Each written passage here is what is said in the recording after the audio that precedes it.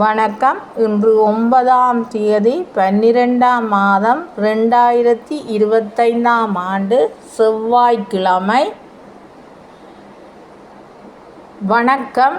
நான் உங்கள் voice of Viji. அண்மை காலமாக டாக்டரின் பேச்சுக்கள் சூப்பராக இருந்தது. அப்படி தமிழ் மக்களின் வலிகளை ஆவேசமாக எடுத்து வைத்தவர். அனுர ஜனாதிபதி ஊழலுக்கு எதிராக செயற்படுகிறார்கள் என்று மக்கள் சொல்கிறீர்கள். கேட்க நல்லாத்தான் இருக்கு. அப்படி இதய சுத்தியுடன் நடப்பார் என்றால் முதல் சந்தோஷப்படுவது மக்களும் டாக்டரும் தான். அவர்களின் ஆதரவாளர்களாகிய நாங்களும் தான். சரியா? விளங்குதா? அனுரா அரசாங்கம் அப்போ ஏன் டாக்டரை பயன்படுத்தி ஊழல்களை தட்டி கேட்கலாமே? எத்தனையோ ஊழல்களை ஆதாரத்துடன் எடுத்து இதுவரை 6 ஆதாரங்களை பாராளுமன்றத்தில் கொடுத்திருந்தவர். உடனே நடவடிக்கை எடுத்திருக்கலாமே. மெதுவாக செயல்படுகின்றது அனுரா அரசாங்கம். அதாவது அனுராவுடன் சேர்ந்து மக்களுக்கு, அதாவது ஏழை மக்களுக்கு உதவி இருக்கலாமே. ஏன் பின்வாங்குகின்றது என்றால் அவரிடம் அவரின் கட்சிக்கு தமிழ் எம்பிக்கள் இருக்கு. அவர்கள் மூலம்தான் ஊழல்களை ஒழிக்க வேண்டும். அவர்கள்தான் தமிழினத்திற்கு உதவ வேண்டும். சுயேட்சையாக வந்தவர் தானே டாக்டர். எங்களுக்கு பிறகுதானே அர்ச்சுனா. இவர் வேகமாக செயற்படுகின்றார்கள் என்று அவைக்கும் தெரியும். கண்டுக்காத மாதிரி இருக்கிறான். இதற்கு காரணம் என்ன தெரியுமா? தமிழர்கள் தங்கட கட்சிக்கு வாக்கு போடாது டாக்டருக்கு முழு வாக்கையும் போட்டுடுவார்களே என்ற பயம்தான். சரி, ஆளுங்கட்சி எம்பிக்கள் இளங்குமரன், சந்திரசேகர் அமைச்சர், ரஜீவன் எம்பிமார் ஏன் இருக்கணும்? அரச அதிகாரிகளின் ஊழல்களை தட்டி கேட்கலாமே. உடன் நடவடிக்கை எடுக்க சொல்லி அனுராவை போஸ்ட் பண்ணலாமே. ஏன் அவ்வாறு பண்ணவில்லை? சிந்தித்து பாருங்கள். அரச ஊழியர்களை பாராமுகமாக தட்டி கேட்காது விடுகிறார்கள். டாக்டரை இயங்க விட்டு அவர்களும் இயங்கலாமே. அதனால்தான் பழி போடுகிறார்கள். டாக்டர் துவண்டு போகிற ஆள் இல்லை. சரியா? பார்த்தனியல் தானே. இந்த 1 வருடம் பார்க்கிறோம் தானே. அவரின் செயல்பாடுகள் குறித்து கண் முன்னே காண்கின்றோம். டாக்டரை 100க்கு 100% பிடிக்கணும் என்று ஆசைப்பட்டால் எல்லா அநீதிகளையும் பார்த்துவிட்டு வாய் பேசாது தலையாட்டி கொண்டு கைப்பொம்மை போல இருந்தால்தான் டாக்டரை என்பிபிக்கும் அந்த பிடிக்காத கொஞ்சம் பேருக்கும் பிடிக்கும். அப்படி போலியாக நடிக்க தெரியாது டாக்டருக்கு. தனக்கு கிடைத்த வேலையில் அர்ப்பணிப்பாக இருப்பார். எத்தனை மிரட்டல்கள், எதிர்ப்புகள், தடைகள் வந்தாலும் துவள மாட்டார். ஏன் தெரியுமா? அவர் எங்களைப் போல ஆர்ட்ஸும் கொமர்ஸும் படிக்கவில்லை. பாடமாக்கி போட்டு பரீட்சை எழுதி வேலை எடுக்கவில்லை. அறிவியல் ரீதியான பாடங்களில் திறமையை காட்டியவர்கள். அவர்களின் மூளையும் அப்படித்தான் இயங்கும். ஆக்டிவா? ஏன், எதற்கு என்ற கேள்வி எழும். ஒன்றும் செய்ய முடியாது. மூளையின் சேர்த்துற உதாரணம் சொல்கிறேன்டா. இதற்கு பாடசாலையிலே அதிகட்டிக்கார பிள்ளைகள் டக்கண்டு கொப்பியை காட்டிவிட்டு அடுத்து என்ன மிஸ், அடுத்து என்ன டீச்சர், அடுத்து எதை செய்ய என்று கேள்விக்கு மேலே கேள்வி கேட்டு டீச்சர்மாருக்கு சினத்தை ஏற்படுத்துவது போல ஏகப்பட்ட டவுட்டுகளை கேட்டுக்கொண்டே இருந்து கொஞ்சம் அவர்களின் வேலைக்கு அழுத்தம் கொடுப்பது போல ஆசிரியர்களுக்கு அப்போது அந்த மாணவனில் ஒரு சிறு ஒரு கோபம் உண்டு, ஒரு செல்ல கோபம், ஒரு கோபம் மாதிரி ஒன்று வரும். இதை நான் ஜோக்காகத்தான் சொல்கிறேன், ஆசிரியர்களை குற்றஞ்சாட்டவில்லை, ஒரு உதாரணத்துக்குத்தான் நான் இதை சொன்னேன் நான். சரியா? அப்போ வாய் பேசாது, திருப்பி கேட்காது, பிழைகளை சுட்டி காட்டாத மாணவனை ஆசிரியருக்கு பிடிக்கும். அதுபோல் டாக்டரும் அப்படி இருந்தால்தான் மக்களுக்கு பிடிக்கும் போல.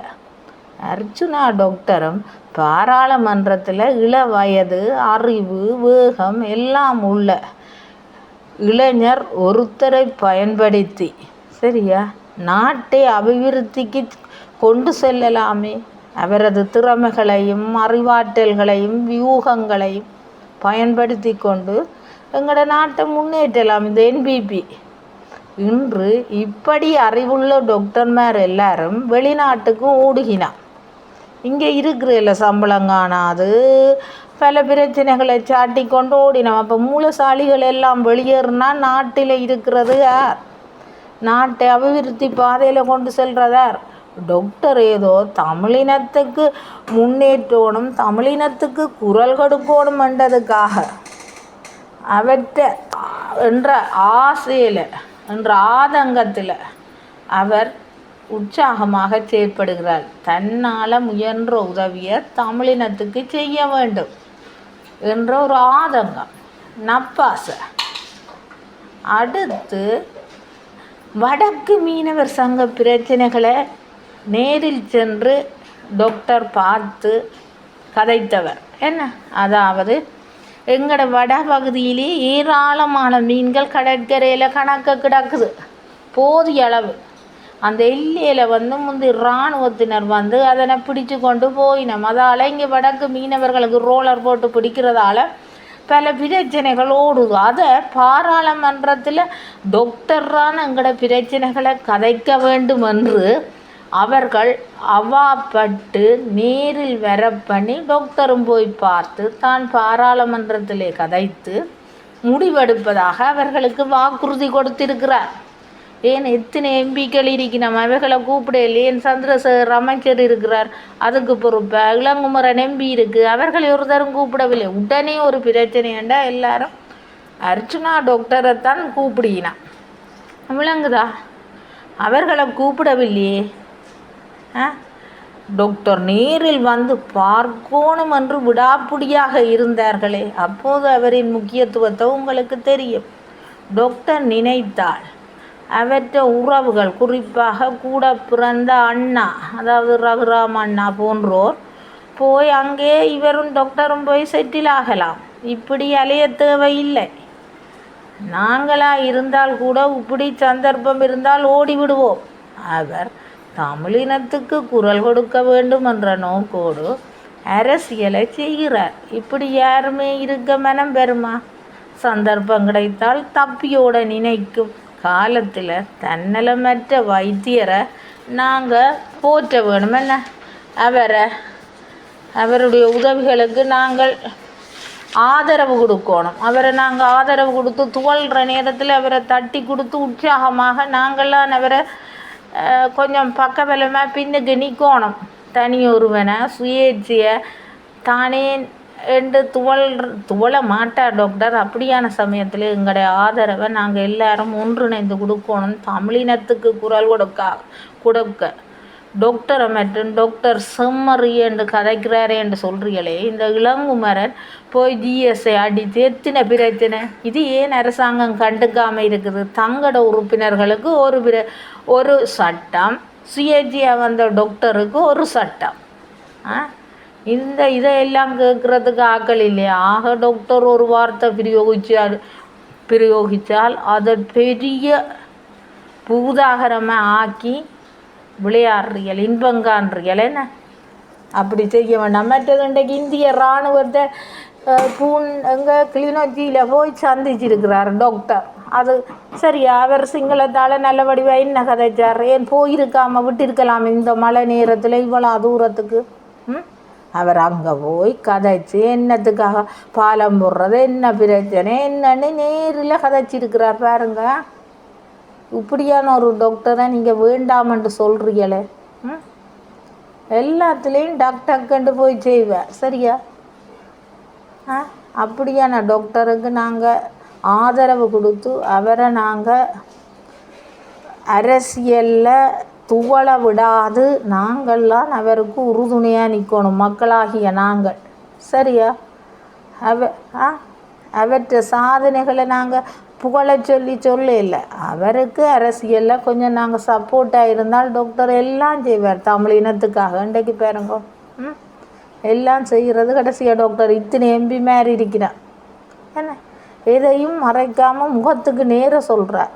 என்ன இப்படியான ஒரு டாக்டருக்கு மறைக்க தெரியாதா மனதால்? மனதில் மறைச்சி புறம் ஒன்று கதைக்க தெரிஞ்சு நல்லவர் மாதிரி நடிக்க தெரியாதா? அவருக்கு தெரியும். அவர் ஏன் அப்படி கதைக்கோணும்?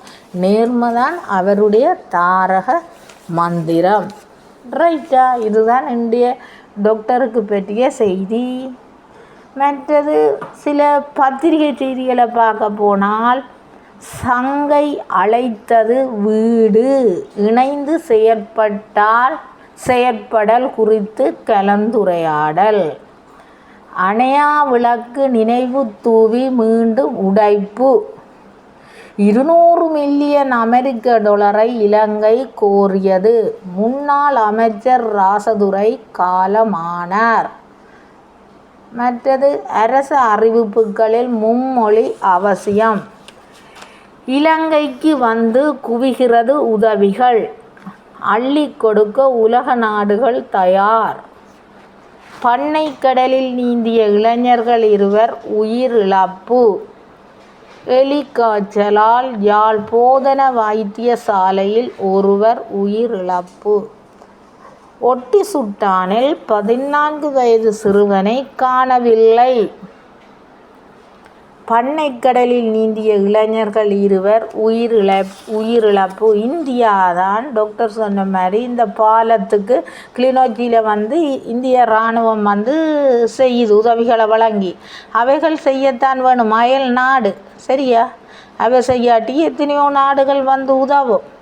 எங்கட இலங்கைக்கு என்ன, இலங்கையில் அரிய வளங்கள் விலை காணப்படுகுதுன்னு இப்படியெல்லாம் டாக்டர் எடுத்து சொல்கிறார் மக்களுக்கு நல்லா விளங்கும்படி. அதை விட்டுட்டு அவர் வேறு மொழியில் கதைச்சா என்னவோ கதைக்கிறாருன்ட்டு வீண் பழியை தயவு செய்து சுமத்தாதேங்கோ. ரைட்டா? மற்றது கண் தொற்று நோய், மக்கள் கூடுமிடங்களில் கண் தொற்று ஏற்படும் அபாயம், அவதானமாக இருங்கள். ரைட்டா? மற்றது பாடசாலை செய்தியாக ஒன்று சொல்லப்பட்டிருக்கு, இது மாணவர்களுக்கு. மற்றது இந்த 16ஆம் தேதி பாடசாலைகளை ஆரம்பித்து, அதாவது தவணை பரீட்சைகள் நடத்தாது வகுப்பு ஏற்றுமாறு கல்வி அமைச்சு அறிவிப்பு, ஏஎல் பரீட்சைகள் தை மாதம் அறிவிக்கப்பட்டிருக்கு. பாடசாலைகள் 13 இருந்து 22ஆம் தேதி வரை விடுமுறை, அதுக்குள்ளே ஏஎல் டெஸ்ட்டை நடத்துமாறு அரசு கல்வி அமைச்சு அறிவிப்பு. ரைட்டா? இத்துடன் இந்த செய்திகள் முடிகின்றன.